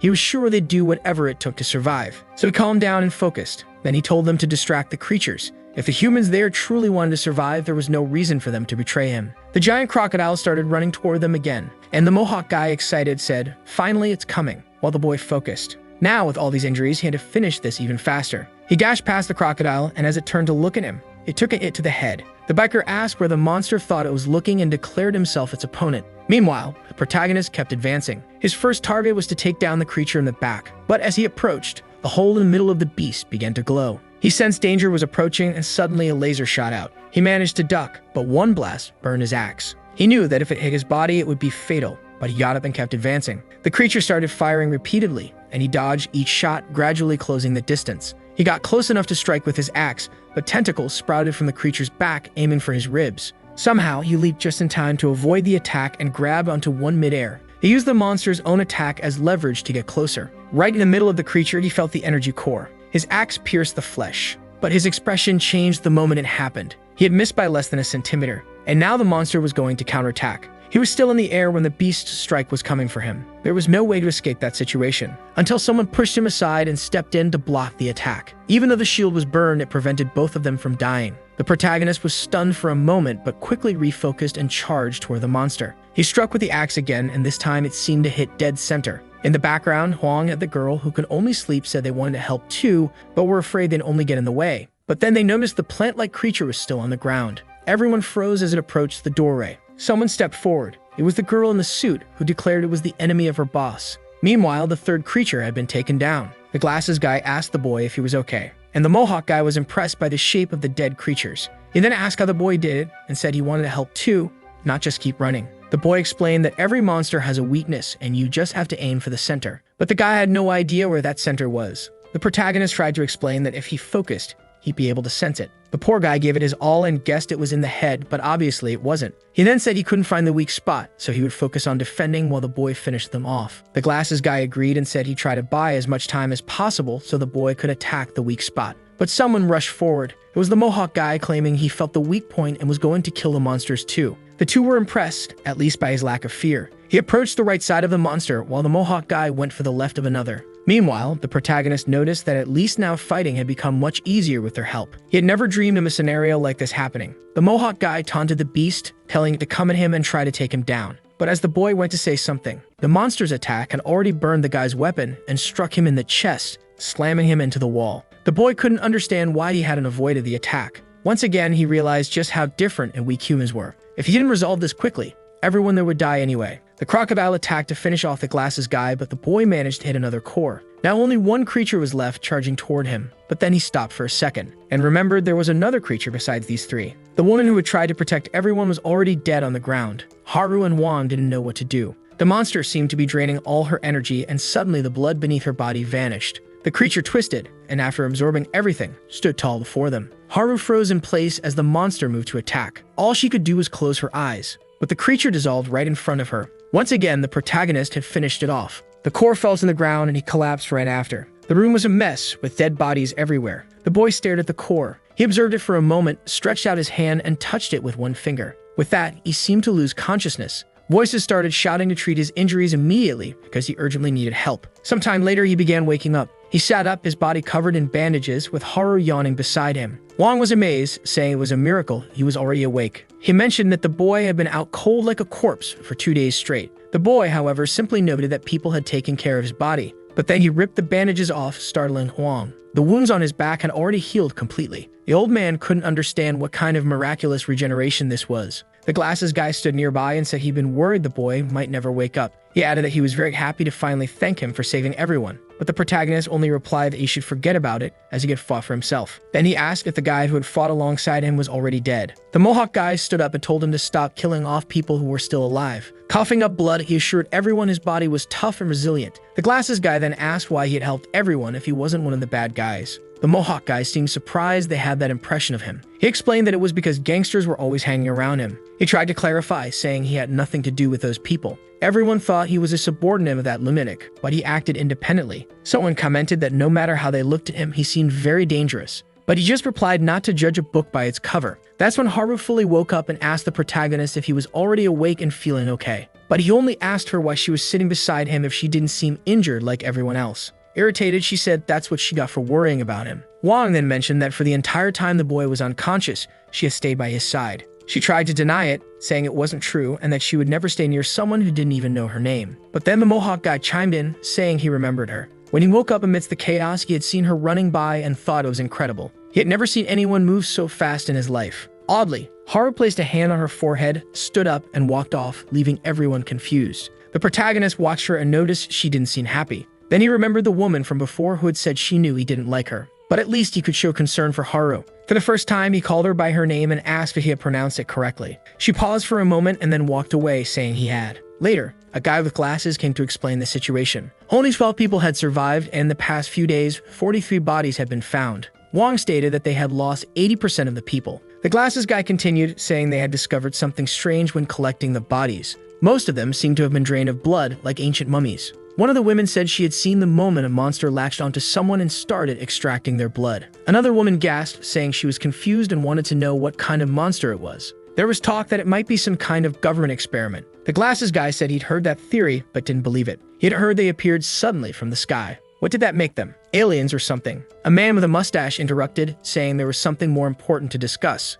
What was the identity of the boy? Everyone turned to look at him, and the man said he had seen what the boy did, and how he already knew the method to kill each of those monsters. The protagonist simply replied that he had spent his whole life preparing for the apocalypse. He showed a photo, saying it was the only thing that had brought him to this point. A woman with her arms crossed said that, to be honest, the photo wasn't enough to trust him. After all, it could easily be forged. Not to mention how strange it was that he claimed to have spent his whole life training in a basement. And the most confusing part, how he already knew the apocalypse was coming. As the boy expected, no one believed him. Then the woman said there was one exception. She remembered everything he had done to kill the creatures, and said that after everything he had done for the people there, everyone would believe what he said. He stood there, a bit confused, when the woman tried to punch him. He dodged easily, and she apologized, saying she was just testing to see if he was really trained. Huang said he believed in the boy too, because when he started taking care of him, his body was covered in scars. This made him think that for someone his age, it didn't make sense. In fact, for any ordinary person, it wouldn't make sense to have so many scars.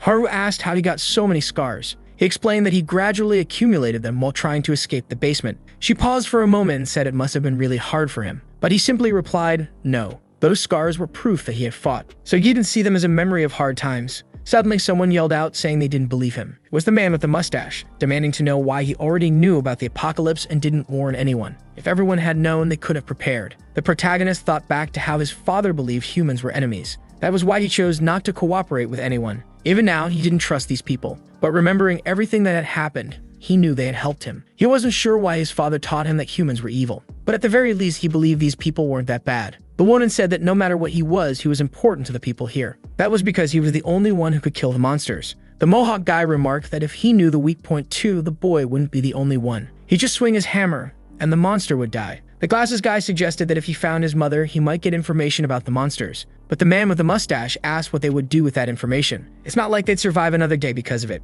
The only reason they were lucky was that the entrance to this place was completely covered. That's why the monsters hadn't found them yet. They'd have to go deep underground or there was no light to finally reach this place. But that was it.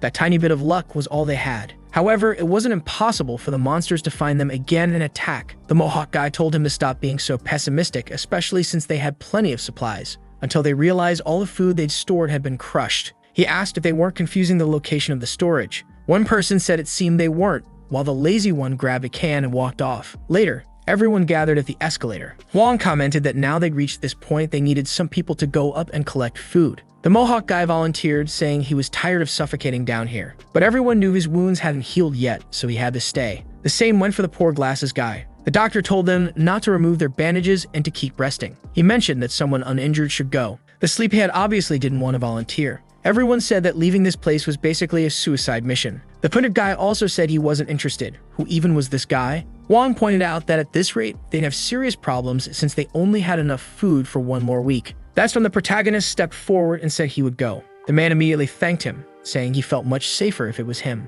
The boy explained that he'd have to go anyway to find more information about the photo, maybe even find a better base than this one. He climbed the escalator, saying that the most important thing was that he hated living in basements. Someone said they'd go with him. A girl and another glasses guy who seemed ready to die for sure. They apologized for not helping earlier, but said this time they wanted to contribute. The girl said she had gained courage after seeing him fight and was sure she could do something. The glasses guy said he wanted to take some risks too, especially since the boy had put his life on the line for everyone. If it had been up to him, he'd have just run away if he could. Wong then asked if anyone else wanted to go. He looked over and Haru was standing there, but she lowered her head and he thought about how hard things must have been for her. Everyone got ready and called for the protagonist, but he didn't seem enthusiastic. They asked if he was going to prepare and he asked what the problem was. They wanted to know if he wasn't going to take any supplies or put on clothes instead of just walking out in his underwear. That's when the woman from before said she had sewn some clothes for him while he was unconscious. He seemed a bit surprised and she told him to be happy because it was an honor. She might not look like it, but she was a first-class designer. Before all this started, people would line up to wear what she made.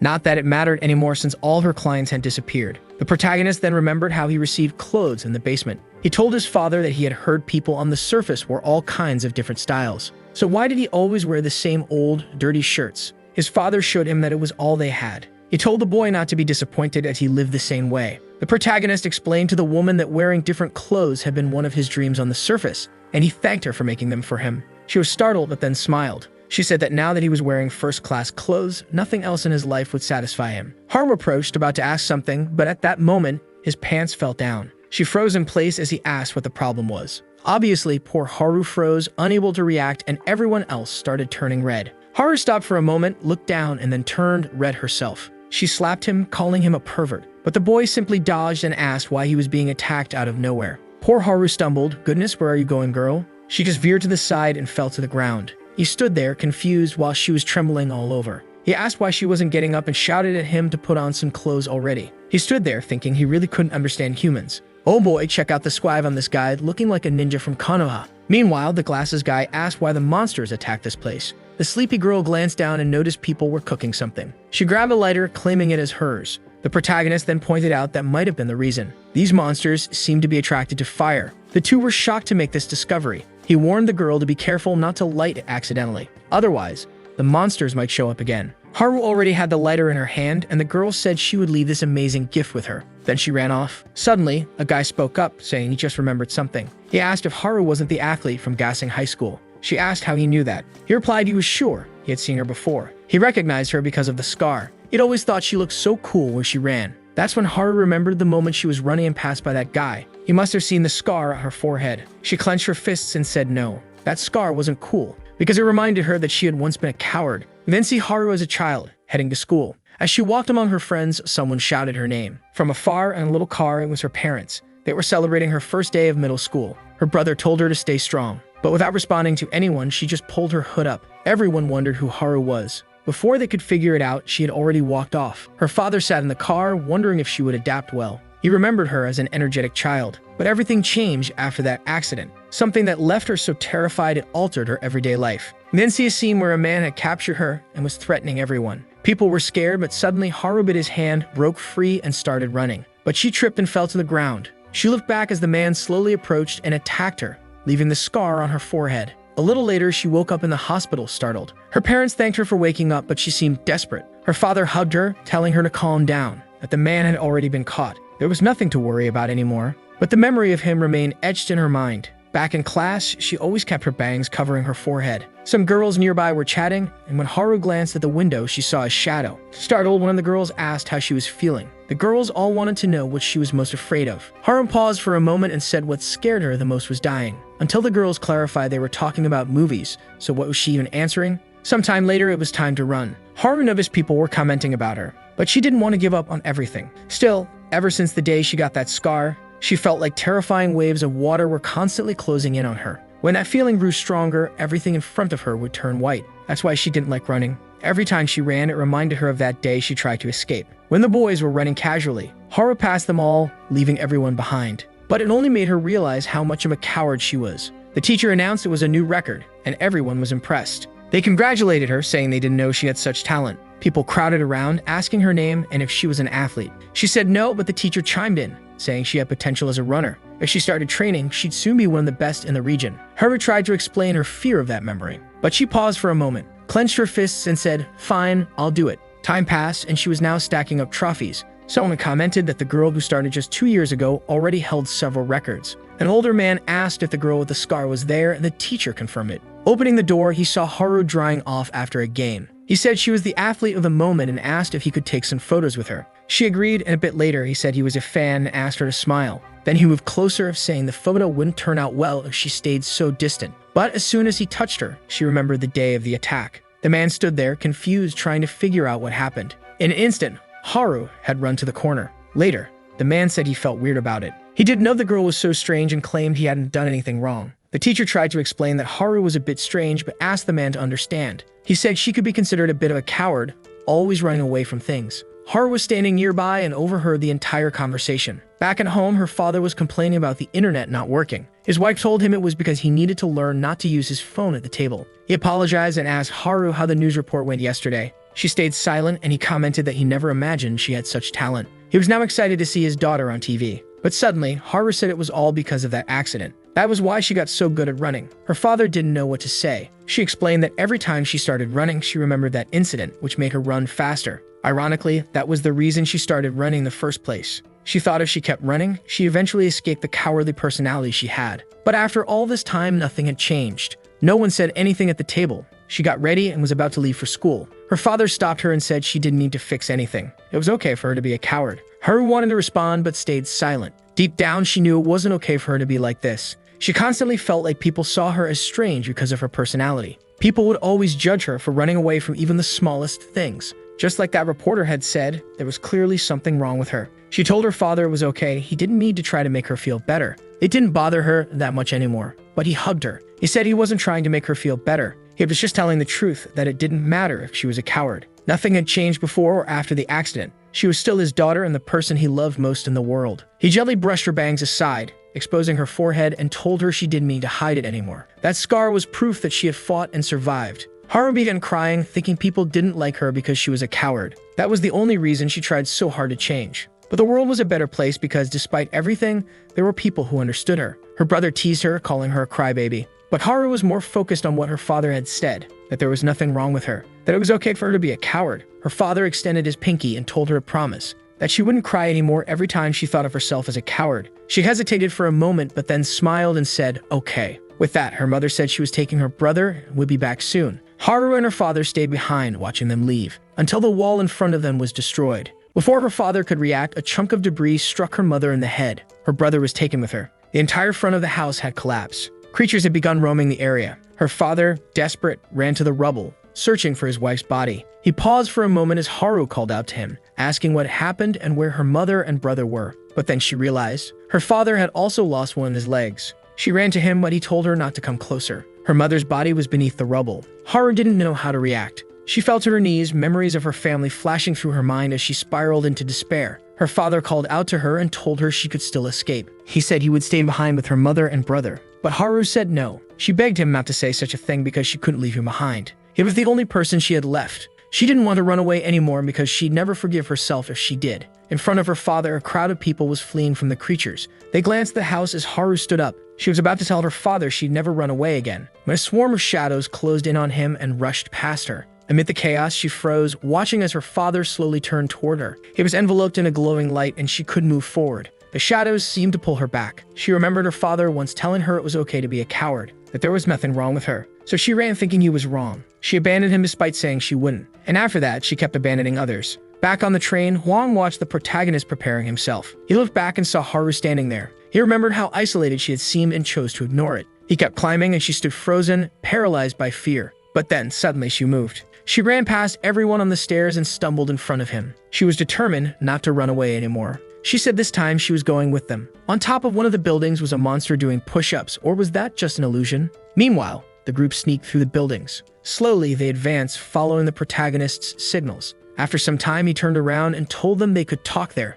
It was safe. The woman immediately commented that she thought her heart was going to explode. The glasses guy said he was certain that, at this rate, they were all going to get eaten. He turned to Haru and asked how the map was coming along. At that moment, we flashed back to see the protagonist earlier handing her a piece of paper, explaining that they needed to make a map. He said it was just as important as finding food because it was the only way to plan ahead for where resources were located. Since it was so important, Haru had been enthusiastic about the task, saying she'd handle it, especially because she knew the neighborhood well. Now, however, she admitted that while she was confident at first with the city so chaotic, her prior knowledge wasn't helping much. The streets that were once easy to navigate were now completely destroyed and nonsensical. They gathered everything they collected, but everyone felt that after all that walking, they hadn't managed to get enough. Most of the food was already spoiled. It was summer, scorching hot, and the city had been without power for 9 days. The glasses guy pointed out that they all knew what they needed to do. They had to eat the food before it spoiled further. The woman disagreed, insisting they should take it back to the base and decide what to do there. But the glasses guide argued that it wouldn't be fair for them to eat only what was already spoiled. Besides, they were the ones who risked their lives coming here with monsters all around. He said it would actually be unfair if those who took the risk didn't get a reward.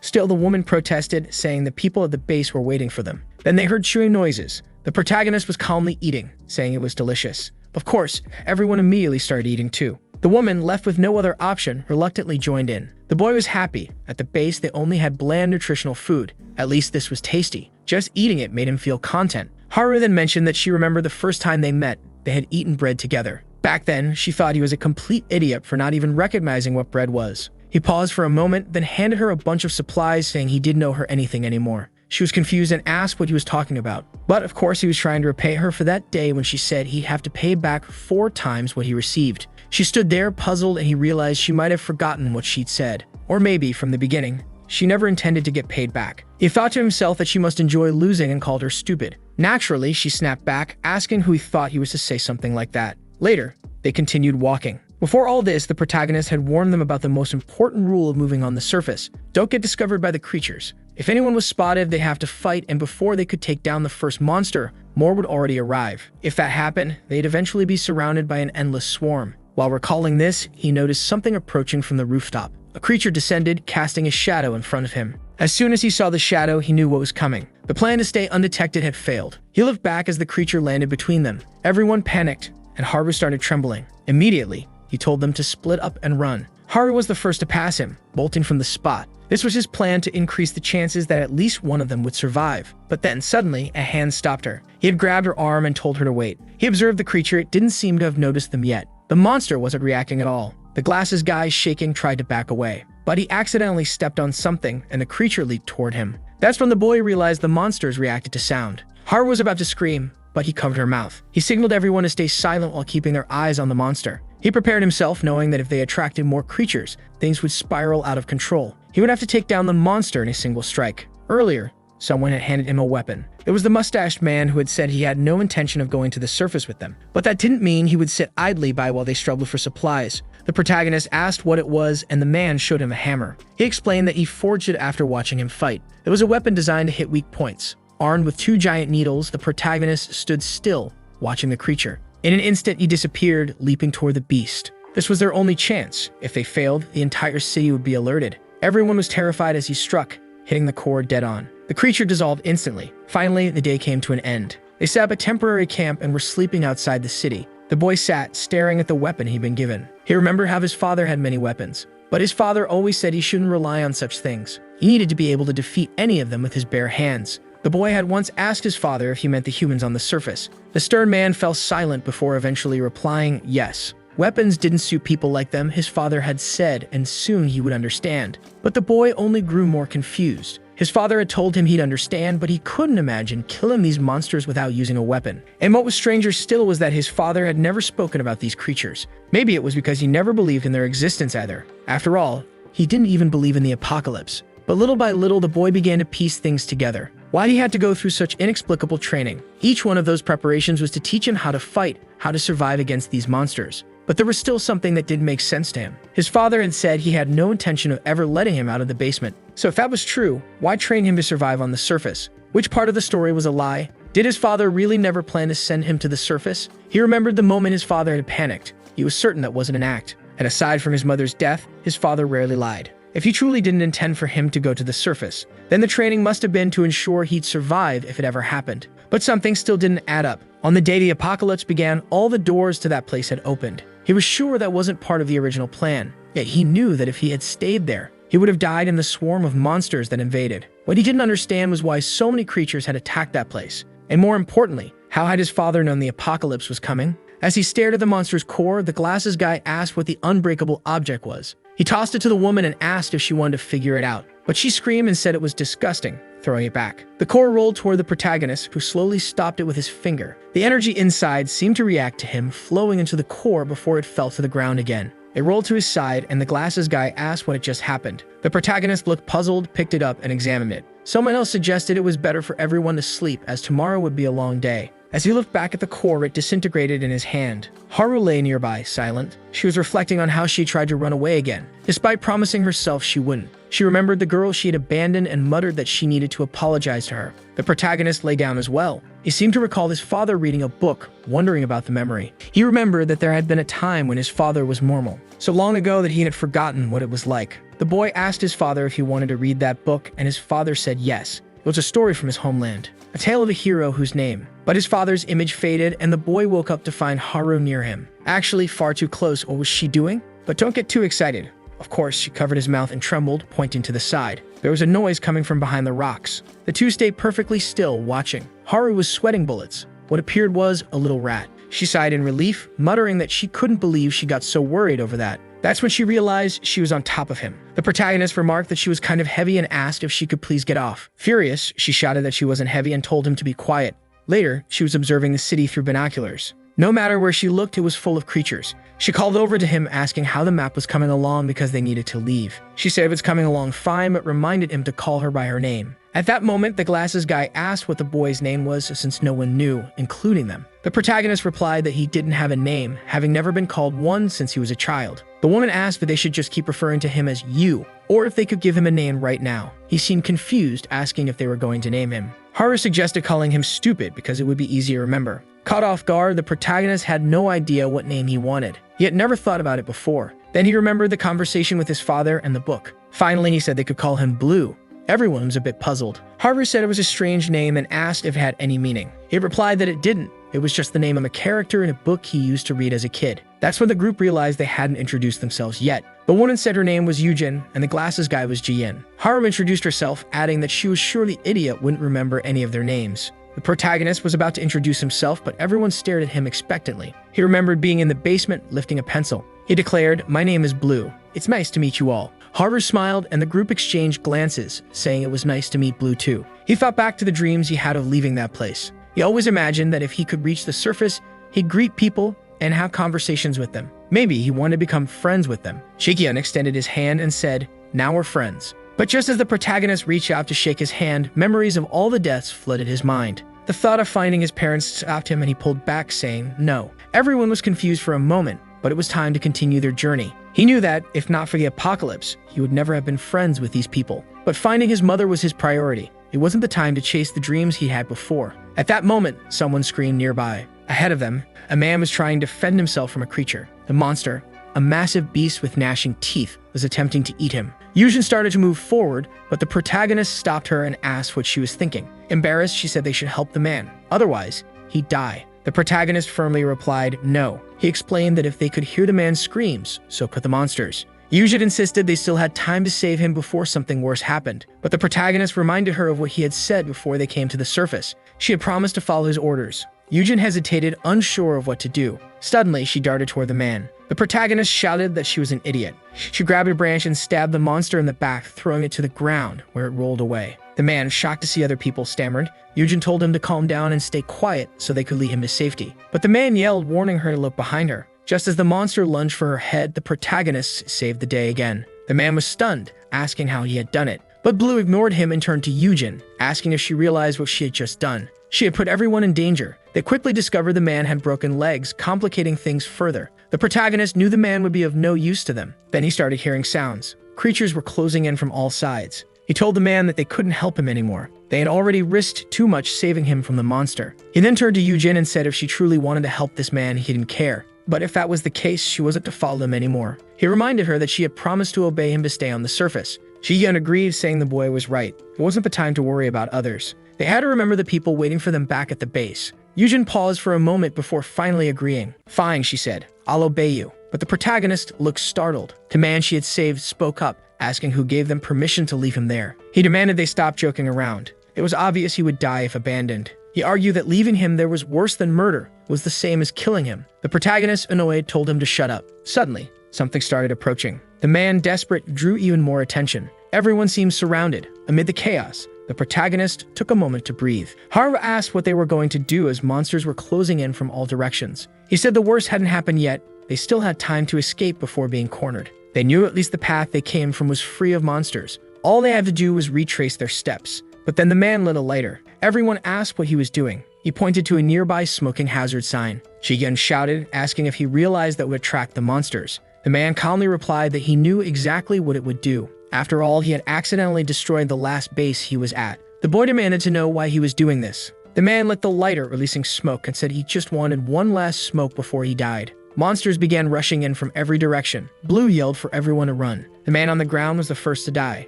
Two creatures charged at the protagonist, who pulled out his knives. Meanwhile, Yujin and Ji-yeon took off running. Haru stood frozen, watching as the protagonist was surrounded by creatures. She didn't understand why he wasn't running. He dodged another attack, sliding away only to avoid another. He approached a one-eyed creature, found its core, and struck it dead on. He managed to take down one after another. But then he was struck, thrown backward as more creatures approached. A stone suddenly hit one of the creatures in the back. The protagonist looked up, confused. It was Yujin who had thrown it. The group was trembling, but still there. He asked why they hadn't fled when he ordered them to. Ji-yeon shouted back no. He reminded him that while he had given the order to flee, he himself hadn't run. The protagonist paused, questioning why he hadn't fled. Then the realization hit him. He hadn't run because he believed everyone would die if he did. Now Ji-yeon was face to face with a creature. Haru remembered Yujin, who was now fending off another monster. She stood behind them, frozen, unable to do anything as cores of fallen creatures pile up on the ground. Blue kept fighting, yelling for everyone to run. Ji-yeon, holding his bat, said it was fine. There were fewer monsters now. If they gave it their all, they could make it back to the base together. But then, an unusual creature emerged. It had a feminine body, but there was nothing appealing about it. But it's clearly not going to be an easy target. The protagonist froze in shock. The creature had at least 4 cores inside it, visible through its translucent body. It formed a grotesque head, and Ji-yeon asked what was wrong. That's when he turned and saw something terrifying. All the other monsters were kneeling before it. He froze for a moment, and Blue shouted for him to run. But it was too late. The creature had already passed him, holding his still beating heart in its hand. Ji-yeon dropped his bat, looking down to see that the heart was his own. His body collapsed lifelessly to the ground. Haru fell to her knees, screaming in despair. Yujin called out to him while Blue stood frozen, unable to act. He clenched his fists, grabbed his weapon, and charged at the creature. But it merely extended a finger, shattering the weapon with a single tap. Before he could react, it flicked him aside with its finger, sending him rolling across the ground. As he struggled to get up, coughing blood, he felt his chest. Several ribs were already broken. The creature then crushed Ji-yeon's heart in its hand, the splattered blood forming a new red tentacle around his body. It pointed toward Blue, and the other monsters began charging at him. Still lying on the ground, he could only watch as Yujin and Haru stood frozen, unable to react. He managed to stand and shouted for them to run now. Slowly, he tried to walk toward the creatures as Haru trembled in terror. Her heart felt like it was about to explode, but she knew she couldn't run again. If she ran now, she'd be abandoning the people precious to her. Again, she threw down her bag and dashed for the monsters. The protagonist was barely conscious when suddenly he was shoved aside. Opening his eyes, he saw Yujin had been impaled through the stomach. Despite her actions having caused all of this, it was still a gut-wrenching sight for Blue and Haru. Yujin, clutching the monster's arm, apologized. She admitted it was all her fault for putting everyone in danger. She asked them to escape and make her sacrifice worthwhile. With that, she ran off, attracting the monsters to her. But once again, it was a bloodbath. The protagonist could only stand there, paralyzed, as the tentacled woman began collecting the cores from all the fallen creatures. Looking to his side, he saw Haru trembling uncontrollably. Wiping the blood from his mouth, he stood and told her to run. She couldn't move, unable to process what was happening. But he insisted, saying this was their last chance. Yuju's body was being devoured and the creature was continuing to collect cores.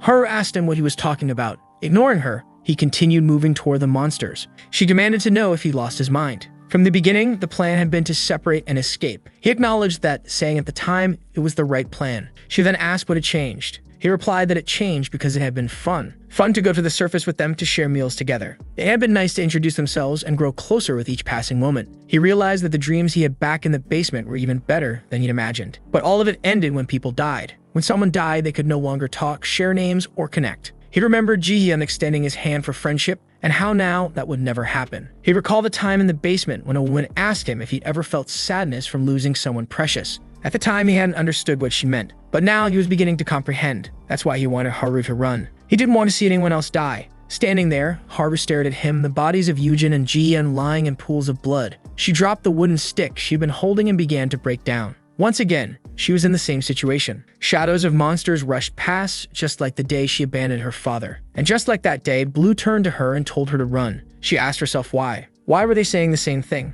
She screamed no. She had decided she wouldn't run away alone anymore. She didn't want to keep living, haunted by the memory of that moment. The moment she abandoned her father. She was terrified even thinking about the way he had looked at her. Her father had been the only one who truly understood her, telling her it was okay to be a coward and that it wasn't her fault. But she abandoned him anyway. That's why she was so scared. Haru was consumed by fear, afraid her father might have hated her in his final moments. The protagonist laughed and said he knew it. She was the kind of person who liked to lose. Haru stood still as shadows rushed past her, and the protagonist smiled, just like her father had. That's when she realized even in his last moments, she was certain her father still loved her. She remembered when he held out his pinky and told her she wouldn't cry anymore. Whenever she thought of herself as a coward, she extended her pinky, saying she understood. They locked pinkies, and she was enveloped in shadows. Blue stood motionless. Amid the darkness, Haru asked, "Didn't I already tell you?" But he insisted again, telling her to retreat, reminding her he had already warned her. Everything would be over if she died, and he didn't want to see anyone else die. But she continued moving forward and asked, "Who said I'm going to die?" She declared she would survive no matter what. She threw a can of gasoline to the ground, smashing it under her foot. She said she'd keep living, sharing conversations with him, and calling each other by their names. The protagonist had no idea what she was doing. Then she pulled out a lighter and said, "This is how we'll become friends." When she lit it, the creatures turned their attention to her. He asked what she thought she was doing, but she simply replied, "Don't give up. You had to keep living no matter what." She dropped the lighter, saying she had always run to save herself. But from this moment on, she was going to run for others. With her feet engulfed in flames, the creatures began closing in as she shouted back, "I'll see you at the base." Blue still hadn't moved as the swarm of monsters charged after her. Haru fled, leaving a trail of flaming footprints. At first, the creatures were far behind, but they quickly gained ground until one was about to reach her. She dodged the first attack, slid to the side, flipped out of the path of another, and began climbing a rock. She reached the top, but more monsters were waiting below. With no other option, she leaped from the top of the rock she was flying now. That's when the monstrous female began moving toward her. But Blue stepped in her way, asking, "And where do you think you're going?" He told her, "Your opponent is me." The two stood facing each other. Despite his words, Blue knew how strong she was. This was unlike anything he had faced before. He could feel the energy radiating from her cores, teeming with life, more powerful than any of the others. Still coughing up blood, he had no idea how he would win. He spotted one intact stake on the ground and sprinted toward it, but she kicked it away before he could reach it. The impact sent pain shooting through his body as she stomped the ground, sending him flying. He realized she was guarding the weapon. Proving her intelligence, she knew it was dangerous for him to have it. Without it, he couldn't target her weak points. That's when he remembered what his father had said. Weapons weren't necessary for people like them. "You'll understand one day," his father had told him. Blue had no idea what that meant, but his father had smiled and said, "Even without weapons, we're the strongest." He recalled that he'd never seen his father wield a weapon. As the creature slowly approached, he adopted a stance his father had taught him, the strongest stance he had said, designed to prepare him for anything. His father had explained that every being carried life energy. Humans on the surface, beasts, plants, and even him and his son. Everything in the world used this power.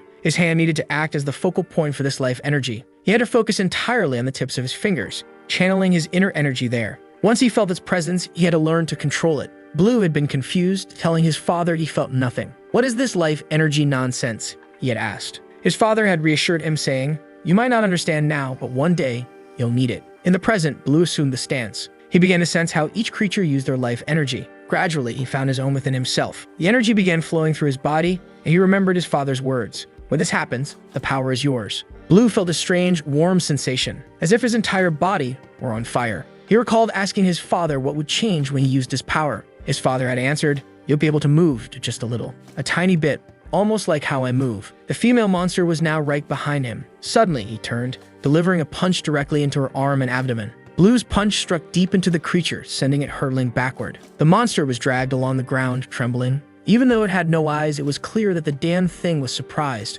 The protagonist was finally able to see every movement of the creature. His body was now fast enough to react to all of it. Even the slightest movement of a rock nearby was noticeable. It felt as if everything around them had slowed down. The problem was that it hurt like hell. His entire body felt like it was burning, and his blood vessels were on fire. But at least now he was sure he could fight her head-on. The creature prepared itself and charged at him again. Blue focused once more and managed to dodge the kick. But he quickly realized there was another one following right after. He tried to block it with his arm, but she grabbed him instead. She swung him through the air and threw him far away. Mid-air, he managed to adjust himself, but she still reached him in time to land another kick. He was launched backward, and just as he hit the ground, she advanced again. He dodged the first strike, the second, and a flurry of punches. He noticed her leg looked exposed and went for a kick to her heel, knocking her off balance. This gave him an opening to land a punch right into her ribs, dragging her entire body along the ground. Once again, the female monster was thrown far away. He wondered if this had been enough to cause any real damage. The monster paused for a moment, staring at him. It placed its hands over its abdomen. That's when he realized she was starting to protect her weak points. Now he knew this power wasn't enough. He needed even more strength to reach her core. At least now he had the answer at how he could get it. He raised his arm again, telling himself he needed more. His body continued to burn as he pushed for more power. Remembering Ji-Yun's and Yujin's deaths, he knew this wasn't enough. He needed more power. No, he needed this power before everything had happened. The energy flowing through his body seemed to increase. After enduring the pain for a while, he focused and his eyes glowed blue. He paused, lowered his head, and took a deep breath. Then he opened his eyes and told her to come at him. More and more arms began sprouting from the monster's back. She glared at him for a moment before charging at him with explosive speed. But no matter how fast she was, Blue seemed able to see her attacks now. He told himself that all he needed was to be stronger. As he opened his fists, several seeds fell to the ground. He had torn a hole through the creature. As she began to disintegrate, he muttered that if he had been stronger, no one would have been hurt. But that attack came at a cost, and he collapsed to the ground in excruciating pain. As he struggled to get up, he noticed a shadow next to him. The monster wasn't dead yet. Above the hole he had created, a single core remained intact.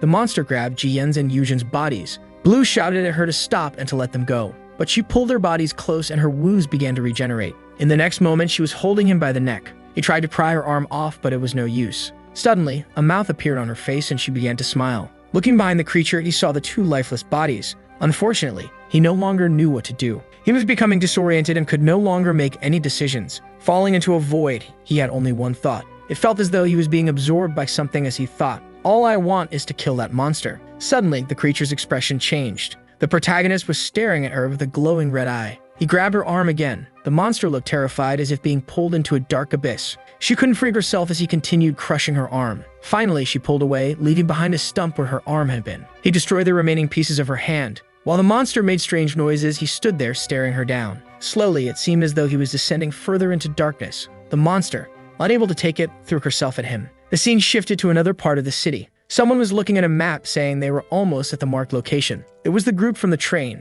and the Mohawk guy asked if they were sure, because at this rate, the sun would be setting soon. That's when a lazy girl called out to everyone, saying she had found the boy. The glasses guy carried him over his shoulder, grateful that he was alive. Unfortunately, Blue was unconscious. But then the Mohawk guy asked what happened there. Looking ahead, they saw a massive crater in front of them. Later, on the way back, the Mohawk guy told the lazy girl to drop some of the bags. She refused, saying she'd eat a ton as soon as they got back. He agreed to carry some for her, but as soon as he picked them up, he tossed them away. She asked what he thought he was doing, and he told her she didn't need to thank him. The glasses guy told everyone to calm down, otherwise they'd get caught. That's when the protagonist began waking up, trying to figure out where he was. Seeing the guy holding the map, he immediately understood. At least she had managed to survive. The man then asked Blue what happened. They could found his body in the middle of a complete mess. Blue explained that the monster had grabbed him and he had no idea what happened after that. He truly didn't know how he had survived. Suddenly, the monster appeared in front of the Mohawk guy. The creature charged, and the Mohawk guy looked excited,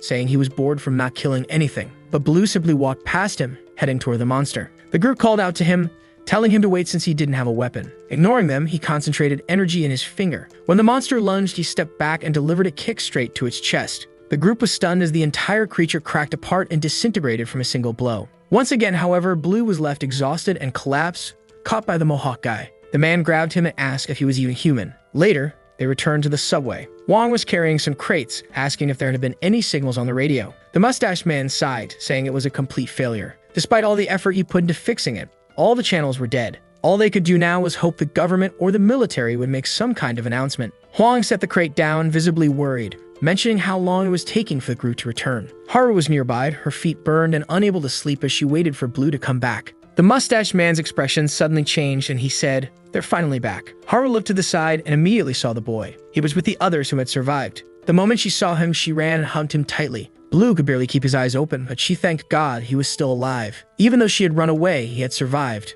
The rest of the group collapsed onto the floor, exhausted, but at least they had brought back supplies. The first expedition yielded enough food for 7 days and some medicine. The others were conflicted. The Mohawk guy had brought back the bodies of Yujin and Jiyen. Considering it had taken 2 sacrifices to secure those supplies, it hadn't been a profitable trip. Later, when Blue woke up, Haru asked if he was okay. He smiled and said he was fine and that he'd had a dream where someone gave him a warm hug. She laughed, saying it was just a silly dream. Then he noticed her burned feet. Haru dismissed it, saying he was much worse off than her. She added that he'd recover fully in a few days, suspecting he might actually be a monster. He chuckled, saying he just healed quickly. The two smiled at each other like fools. Haru then commented that he was the exact opposite of her. While she always ran, he always chose to fight. Even back then, she had wanted to deny her cowardice and her desire to hide. But now she decided to accept it. Even though she was a coward, she would fight like him. She knew she couldn't do everything at once, but at least she'd give it her best. That's when the little girl appeared in front of her. Haru, her voice trembling, called out to her and apologized.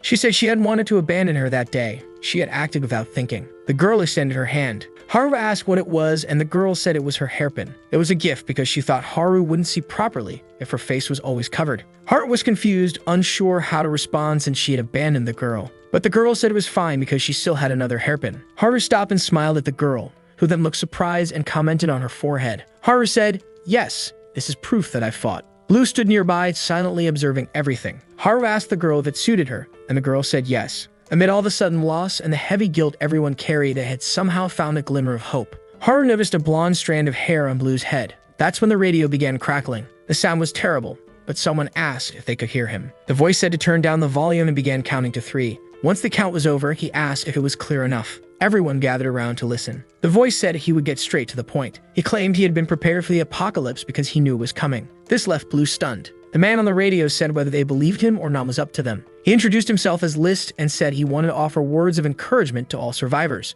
He acknowledged how hard it was to survive without resources. That's why he wanted to propose something to everyone still alive. The plan was to share their locations with one another. If humans wanted to survive these monsters, they had to unite. And the only way to do that was by sharing their locations. But how would they figure something like that out? Of course, List expected no one to be foolish enough to light a bonfire and attract the creatures. He advised everyone to use flashlights if they needed illumination, as the creatures weren't sensitive to artificial light. At midnight, everyone was to head to the rooftops. By midnight, they were all there. The first light lit up and Haru was amazed. All over the city, lights began to appear. That's when they realized there were still many people out there. They weren't the only ones who had survived. The group then suggested to Blue that if this List guy knew about the apocalypse beforehand, he might be connected to his father. The mustache man said he was probably telling the truth. The apocalypse hadn't even started a month ago, and it would have been impossible for anyone to modify radios to military-grade standards in such a short time. Even someone skilled would need at least a month and a half to do so. Blue now realized his father wasn't the only one who knew the apocalypse was coming. This meant List might also know where his mother had gone. List's voice on the radio continued, saying his location was where the brightest light could be seen. He urged everyone to survive. Blue was already putting on his gear, ready to leave. The Mohawk guy stopped him, asking if he really planned to leave without telling anyone. That was exactly Blue's plan, and he told the man not to follow him. He was fine alone. The Mohawk guy replied that he didn't care and insisted on coming along. But Blue said no. He remembered what had happened to his last allies and said it would happen again if the man joined him. Suddenly, the Mohawk guy placed his hand on Blue's head, making him turn angrily and demand what he was doing. The man said, Don't underestimate me. The people who left did so because they chose to. They were prepared to die the moment they stepped out, so Blue didn't need to carry the burden of their deaths. He added that if Blue kept blaming himself like this, it would be like disrespecting their intentions. Then he asked why Blue always looked like he had been through so much. The Mohawk guy, much older, said Blue could rely on him in times like this because they were comrades. Or better yet, he could call him Kyun. Blue replied that he didn't care if the man wanted to follow him, and jokingly called him Chickenhead. The man protested, saying it wasn't a chicken head. It was a cool mohawk. Just then, Haru appeared, asking where they were going. She declared that wherever it was, she was coming too. She said he'd need someone to map the route, and for the record, she wasn't asking permission. There was nothing he could do to stop her. Blue said he hadn't planned to stop her anyway. The mustache man then appeared, asking what they were all talking about. It turned out everyone else was awake, watching the scene unfold. The mustache man looked down and said Blue had almost left without taking the weapon he had made for him. But another man commented that Blue probably didn't need it anymore. They stared at each other for a moment, and the man said Blue continued to impress him. The first time he saw him, Blue easily knocked out an older man. Then he witnessed him defeat a monster everyone thought was impossible. Now he heard rumors that Blue was moving in ways no normal human could. What he wanted to know was who or what Blue really was, and what he would show them next. Later, the Mohawk guy asked if all he had to do was make a certain gesture to become as strong as Blue. He punched a wall, immediately regretting it, and accused Blue of lying. But Blue assured him it was real. He just didn't fully understand how it worked. He explained that you had to sense a life force. The group asked what that even meant. He explained it was energy within the body, but no one seemed to grasp it. Blue wondered how he had managed to feel the life force back then. That's when he heard a sound. He told everyone to stop. There was something nearby. Haru, frightened, asked if it was a monster and whether they should run. But Blue knew it wasn't a monster. That kind of presence could only belong to a human. A woman emerged, asking for help, saying she had been running from creatures after her family had been crushed by monsters. She begged them to save her, promising to grant them a wish, anything they wanted. The Mohawk guy, obviously intrigued, asked anything. Embarrassed, the woman confirmed. He paused, thought for a moment, and said he already knew what to ask for. Turning to the group with a smirk, he told them to leave.